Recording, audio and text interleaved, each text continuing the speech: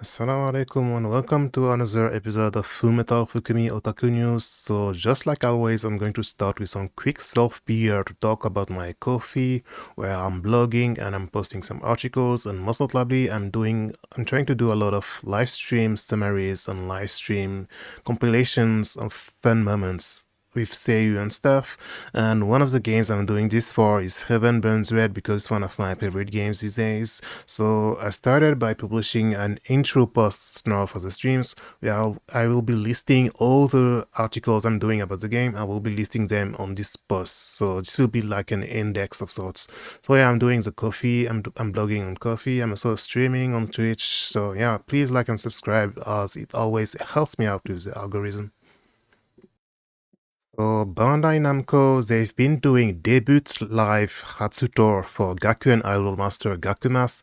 They've been doing various concerts with the seiyuu of the 9 main girls in the game. So they started by doing a concert with the traffic light girls, with the 3 main girls, right? Hana Misaki, Tsukimura Temari, Fujita Kotone. These 3 is the tricolor, the traffic lights, like they're the main characters in a way. And then they did some more, they did 2 more concerts with 3 more idols, and then last weekend on October 27th, the last concert was with these 3.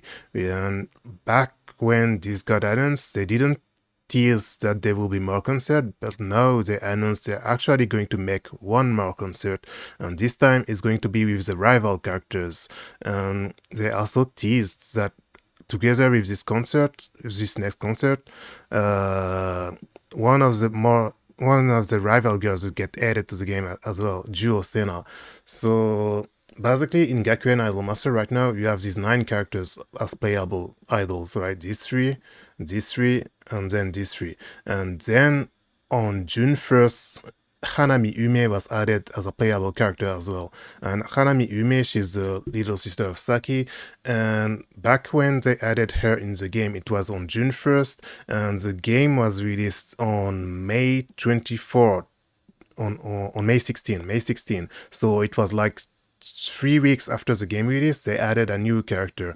And back when they added Ume to the game, the producer have said that this is an exception, and the next playable characters, they won't be releasing as fast as Yume, because obviously they were already making her before the game released, and like only 3 weeks later they already added her to the game. But they say this is an exception, and the future characters will be added much later. So I was expecting the next character to be added for the half anniversary, and it seems like my guess was right, because now they tease that Juo Sena will be added to the game. And first, they're going to reveal her music video, her promotion video on November 10. So once her promotion video is out on November 10, I guess they're going to say when is she actually going to release in the game. But yeah, Juo Sena, she's the granddaughter of the president of the school, and she's Seito Kaicho, she's the student council president, and she's considered to be the strongest idol on the school. So her story will be very interesting, because like obviously with all this kind of pressure and this kind of like high status, like you can expect maybe some story about how she's living under a lot of pressure of this kind of stuff. And she already appears a lot in the game during events and during the various storylines, because Gakuen Idolmaster is just like Uma Musume. You have many timelines in the game. You have different storylines with each of their own timelines. So she regularly appears in the game, but she's not playable yet. So once they add Sena to the game, the only character left that's not playable yet is Misuzu. Misuzu, she's one of the ex-teammates of Temari back when Temari was in an idol group. So I guess Misuzu will be added for the first anniversary in maybe April or May 2025. But yeah, for now they're going to add Sena, and it's a bit of a surprise, because seeing Sena is like the final boss in a way, right? She's like Mizuki in Aikatsu, or like Beru in Pretty Rhythm Rainbow Life, to take some other idol anime examples. And because she's like the top idol, I used to think that she will be the final character added to the game with as like a final challenge and with her storyline being much more difficult. But I guess that's not going to be the case because yeah, she's going to be added in sometime in November or maybe December. But for now, they teased a little bit of her music video, and she will be added to the game at some point.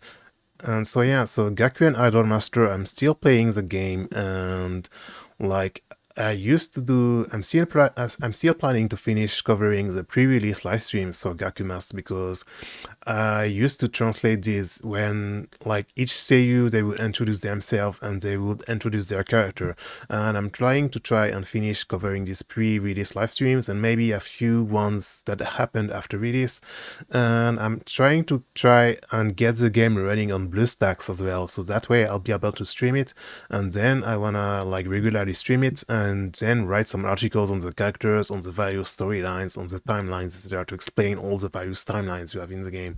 So yeah, I still think it's a really good game, and I'm pretty excited for a release. And to be honest, I didn't finish all the storylines for all the 10 currently available characters, so I'm not really in a hurry for new characters. But this is really a big surprise because I didn't think she would be the next character. I definitely thought this would be Misuzu. But yeah, Sena is coming now in Gakumas. So, just like every Mondays, Koei Tecmo has revealed one of the 6 girls that's going to appear in Venus Vacation Prism Dead or Alive Xtreme, and this week they reveal Honoka is in the game. So this is the first time a character who is originally from the fighting game and not from the gacha game is going to appear in Venus Vacation Prism.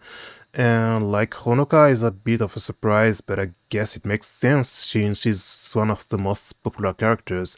And because Honoka is there now, I assume the final and sixth character will be Mary Rose, right? Because Honoka and Mary Rose, they are like the poster girls for the Dead or Alive series since the release of 5, because obviously in like 20 years ago it was Kasumi and Ayane, but ever since they released 5, Koei Tecmo, they kinda replaced Kasumi and Ayane with Honoka and Mary Rose. So my opinion, my guess is seeing Honoka is in the game, like obviously the last girl will be Mary Rose, but we'll see like next Monday inshallah how it goes. So as always, they release a very short teaser trailer. 美咲ちゃんも甘いの控えなきゃって言ってたし、私も真似しなきゃ。あ、私ばっかり喋っちゃってますね。そうだ。今度はオーナーさんのこと教えてください。So, in my opinion, she kinda looks a little bit weird, right? But like, especially like from the side, like her profile, she looks a little bit weird in my opinion. But when she turns her head and when you look at her from the front, she looks okay. But like from the side, I think her face is a little bit strange. And we can do the usual comparison I'm always doing. So I booted up the gacha game. So if you look at how she looks like in the gacha game, like she looks like a little bit different as always, because obviously different 3D engine. So yeah, like in the gacha game, like if you look at her from the side, she looks completely different, right? In Venus Vacation Prism and in the gacha game, if you look at her from the side. So like I'm not sure, like I already say this many times, like every week I'm saying this, but like I really hope like the 3D models we're seeing in these teaser videos, they're not final and they're still working on it. But yeah, as a way, I'm still planning to buy the game anyway.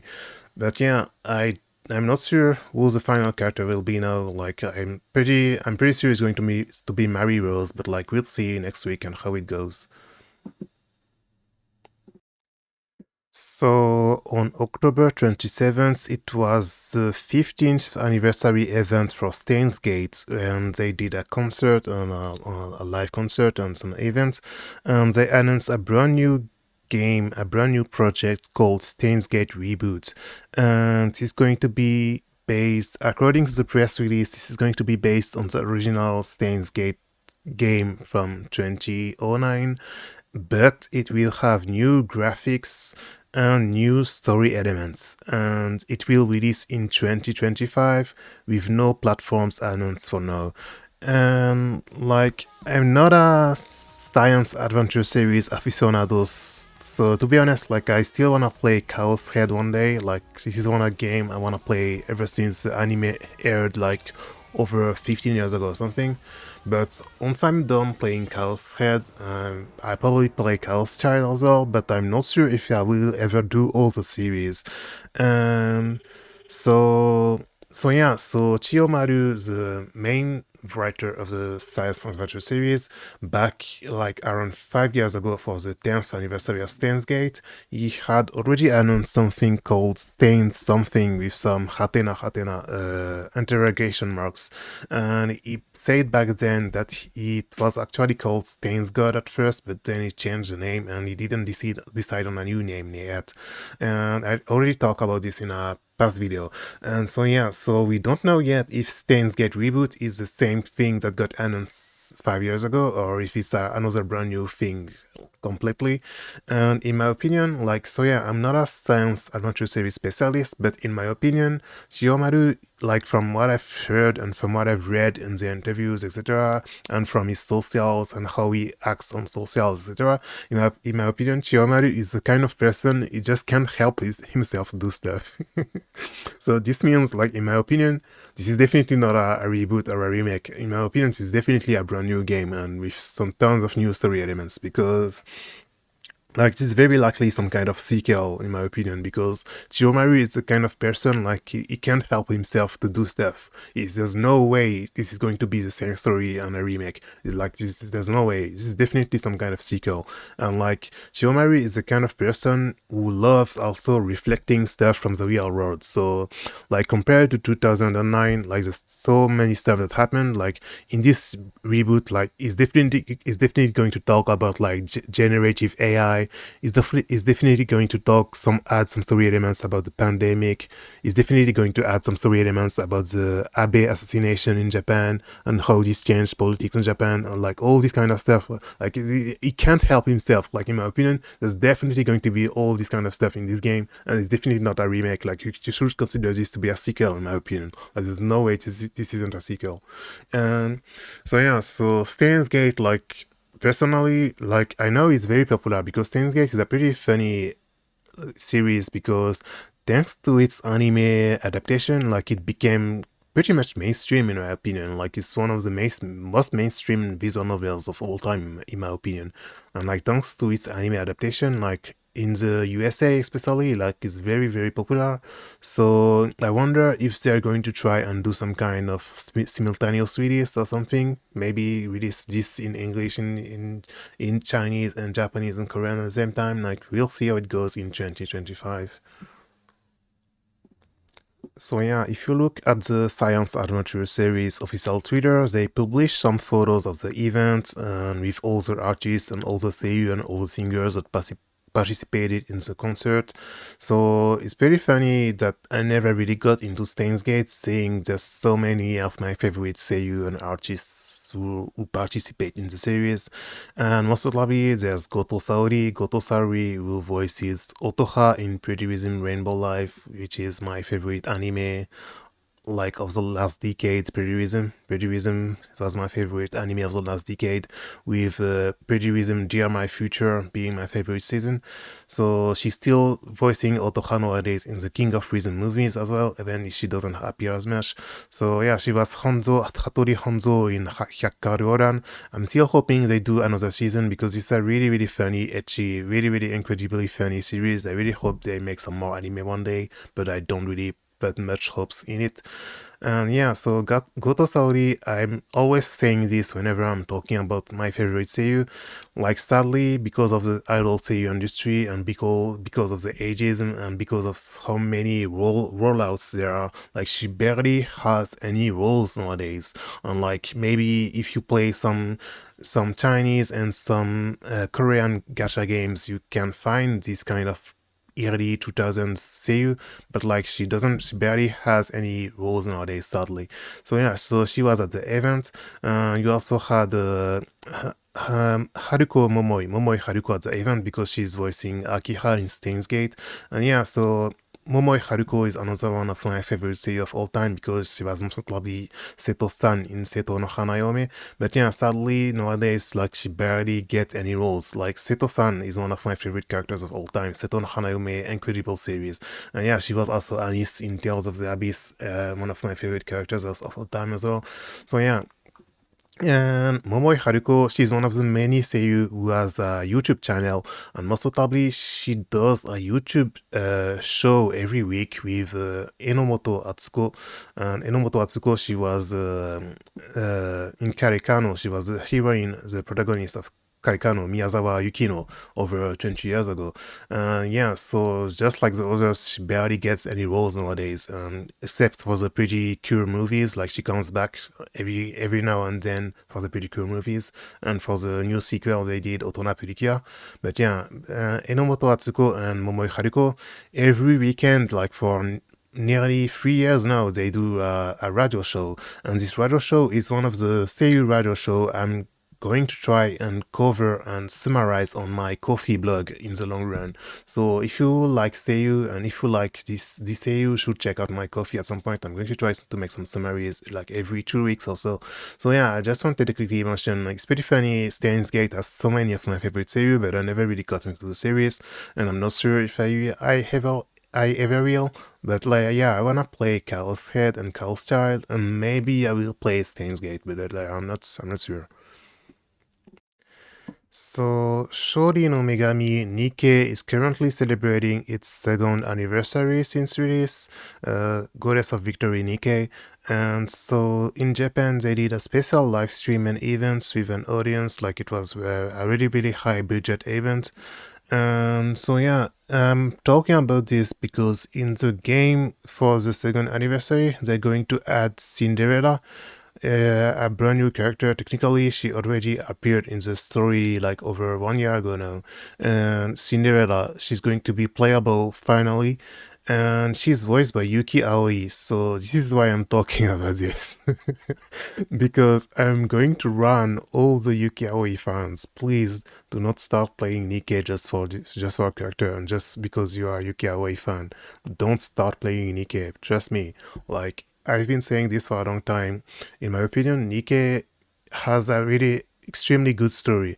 Like, to be honest, like if I'm perfectly honest, I think it's above Genshin. Like it's above Genshin. It's above like pretty much all the all the gacha games I know in story rise.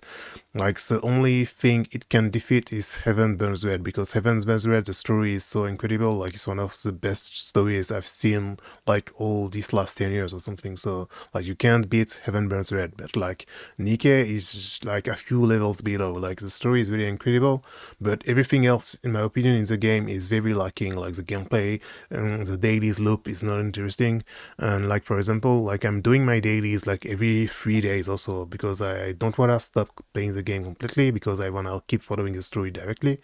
But I like there's no point to playing the game. And another thing, personally, like I think like there's very few character designs in Nikke that are really good, and like it's very often in Nikke there's a character I really like their story, I really like their personality, but design wise I think they suck.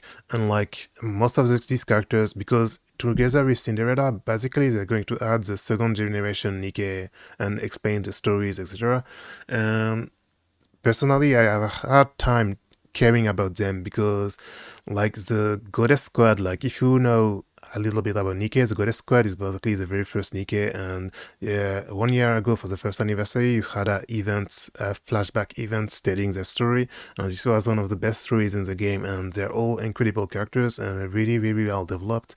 So it's pretty hard for me to get attached to other characters because like the Goddess Squad and these first generation characters, they're so good and they're so well written, it's hard to get attached to other characters. So I don't really have big expectations for the Cinderella team. And this is pretty funny because the staff member who was on the live stream, he said this as well. He said, I know like the Code Squad characters are so incredible and they're so well written, like it's hard to make some new characters after them.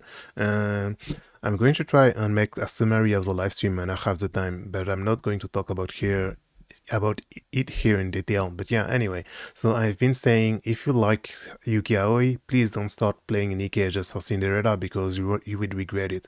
You should just watch the story on YouTube. Like the Nikke story is incredible, so just watch the story on YouTube and watch the events as well because nearly all the events, they're very good story wise and they're very important in order to understand the main story. So yeah, and for example, Nikke, a few weeks ago in Nikke, they did there was an Evangelion collab. Like I'm sure you've heard about this. Back in September, Nikke did an Evangelion collab, and if, for example, this is a very good example because if you want to experience the Evangelion collab, instead of playing the game, the best thing to do was to watch it on YouTube because, because the story wasn't voiced, Miyamura Yuko, who is the seiyuu of Asuka in Evangelion, and one of her VTuber friends, Yurippe Meika Yurippe, they streamed together all of the Eva event in Nikke, and they were voicing the characters at the same time. So this is like a better experience than playing the game yourself. So Miyamura, I did a thread about it, and Miyamura was voicing all of the Eva characters. So she was voicing Asuka, Rei, Misato, and Mari, and Yurippe was voicing the Nikke characters. And this is very interesting to watch, and they even did the character episodes. So yeah, like I was saying, you can experience all of the Eva collab just by watching these videos. So in my opinion, I say this on Twitter on Blue Sky, like I always say, in a way, gacha games are the successors of visual novels. So I was never surprised that Nikke has such a great story, but the gameplay and the dailies loop is really boring. So I recommend watching the stories and the events on YouTube. So yeah, and hopefully one day I will get some article pitch about Nikke's story accepted on some sites so I can write about it, especially like all the interesting themes about racism, etc. Like it's one of the best gacha games talking about racism. And so yeah, if you wanna play Nikke because of Cinderella voiced by Aoyuki, please don't and just watch the story on YouTube. Like you definitely, it's not worth it. Just watch the story on YouTube in my opinion. Much better to the use of your time.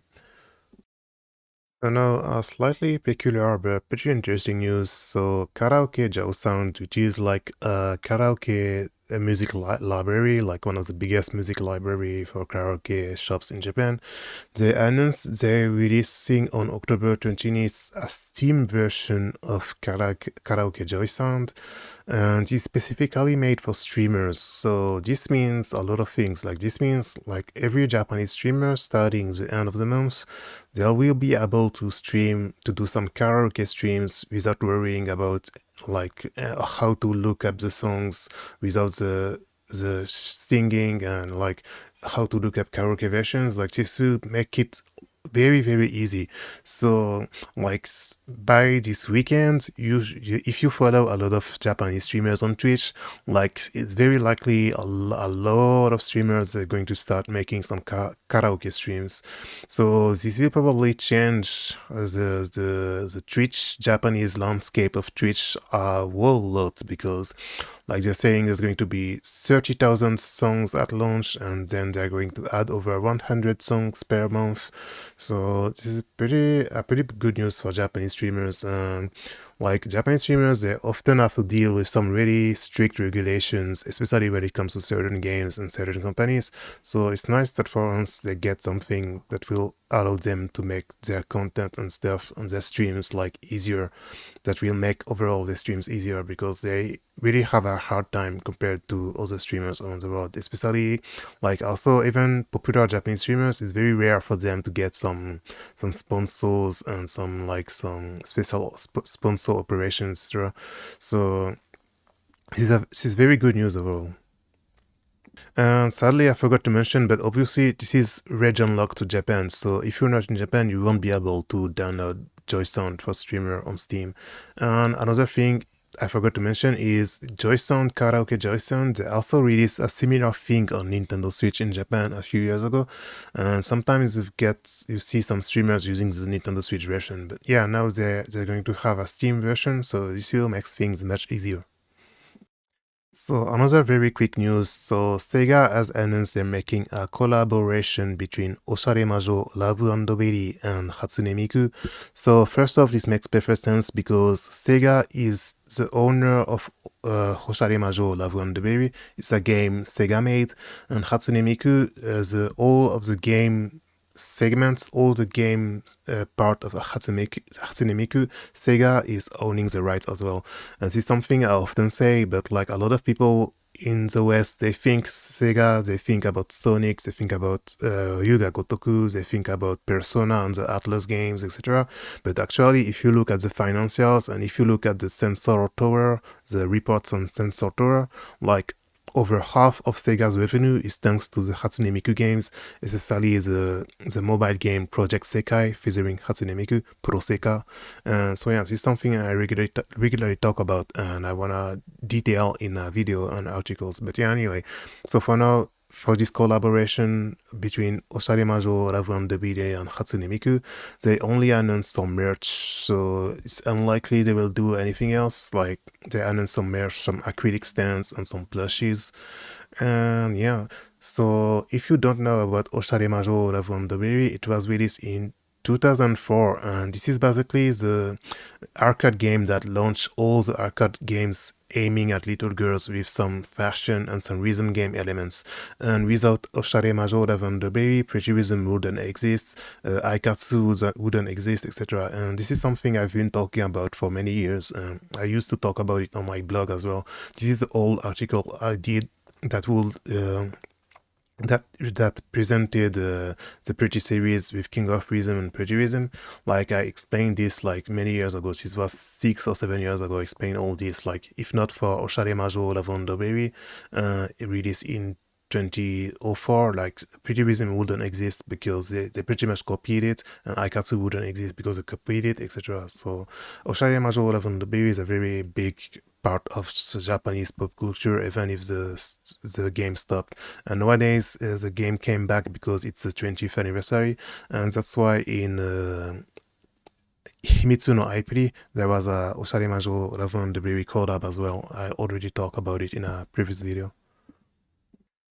So another quick news, Konami has announced that Tokimeki Memorial Girls Side 4th Art is celebrating its 3rd anniversary, and the game has sold over 20,000 copies now, which is very impressive for a Josei Miku game, like for a sequel of a series that was kinda dormant for many years, because technically it's not a brand new IP, but like Tokimeki Memorial Girls Side, it didn't happen for many years, and it's really impressive that with a brand new game they managed to sell so many copies. And sadly, like very few people talk about Josei Miku and games with a female audience in mind, so this is a very cool achievement. So they didn't communicate sales numbers on the remasters, but I assume the remasters of 1, 2, 3 must have sold really well as well.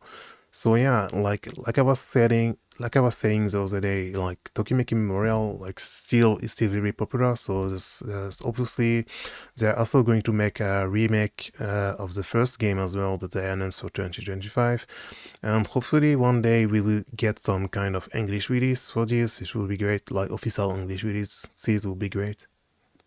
So another very quick news is how Shogakukan has announced they're making a game adaptation for Nintendo Switch of Puniru Slime. So it is a very popular manga that is ongoing on weekly Koro Comics, and like there's an anime adaptation that just started as well. So Koro Comic is a pretty interesting magazine because it's been ongoing for decades, and like it's a magazine primarily aimed at boys. So you always had a little elements of etchiness in it, and the anime adaptation of Puniru is interesting because it's airing at night, so it's aiming at the adult fans. It's not aiming the kids. So they didn't explain anything about the game. They didn't reveal any detail or any screenshot or anything.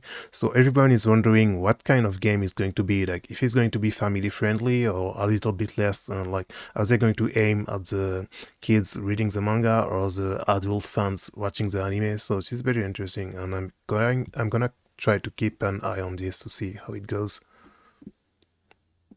So coming next up, Hobby Japan has announced a brand new Cutie Honey project called Cutie Honey Nova, and they didn't say anything else about it yet, so we don't know if this going to be a new anime or a new manga or some merch or anything, but they only say that the character designer for this brand new Kuji Oni version is Takamine Nadare.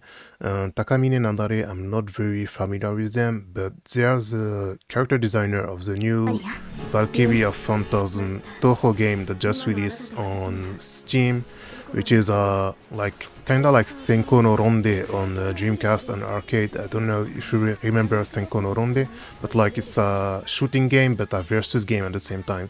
So it's full 3D. Senko no Ronde was in 2D. This is in full 3D. And so yeah, Nadare Takamine. So the other one who did the brand new Kuchihoni, and they definitely like Mecha Musume. So like, I'm not sure what to expect about this. Obviously, they're going to make some figure because they also said Good Smile Company is involved. But yeah, so you'll see how this goes. And Cutie Honey, like if you don't know about it, it started in 1973 it's a manga by Go Nagai, and it's one of the manga that had a huge influence on the magical girl genre and the mahou shoujo genre. Like this is one of the biggest classic anime and manga. You should check it out.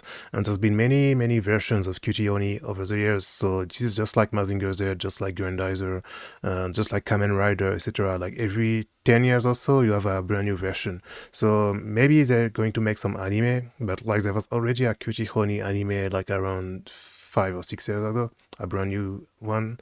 So I don't think this will be an anime, probably some figures and maybe a manga, etc.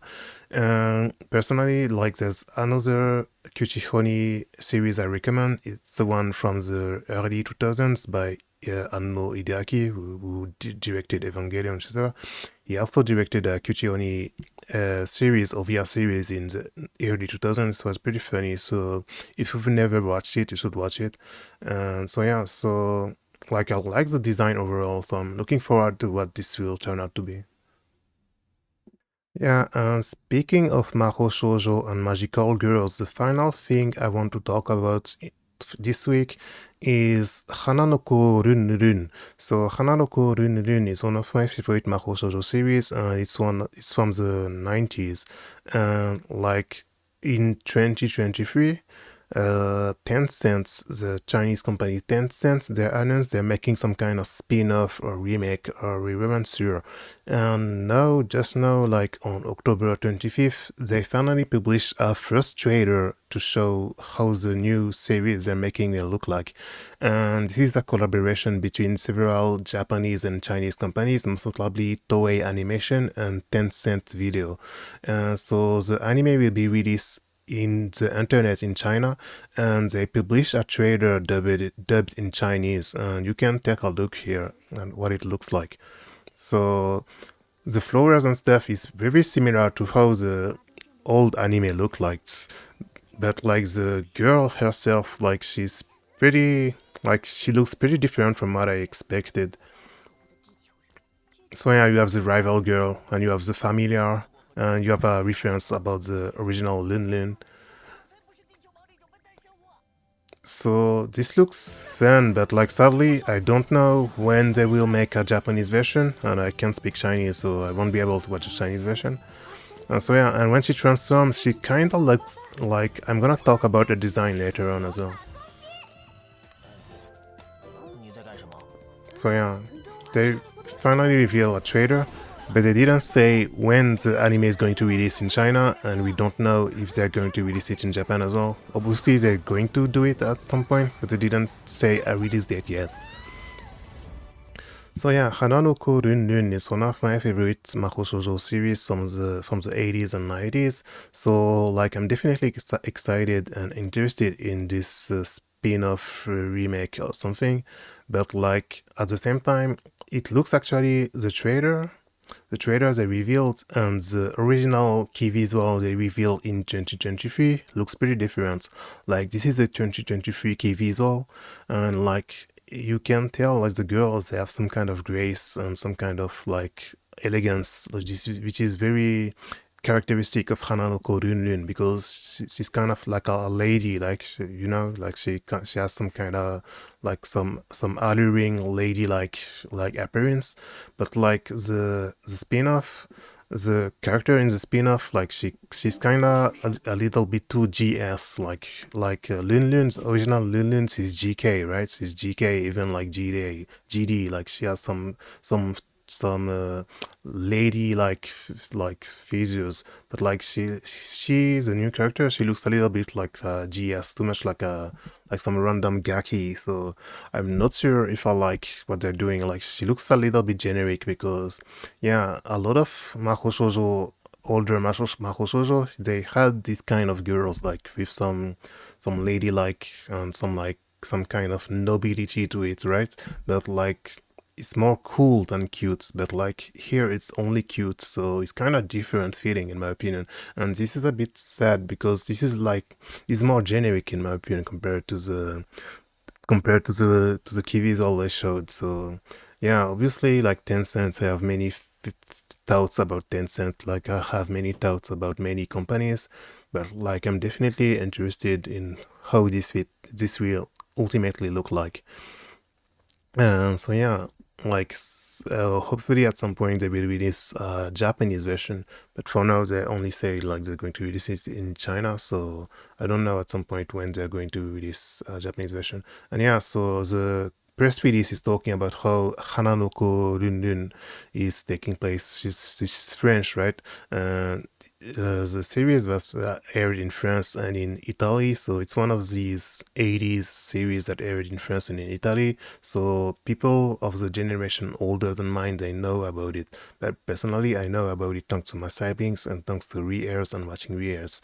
But yeah, so like I'm definitely intrigued by this and how this will go. So there's many mahou shoujo older shows I wanna watch, and I wanna try to rewatch it in Japanese, because I only watched it with the French dub as well. So I wanna try to rewatch it in Japanese at some point.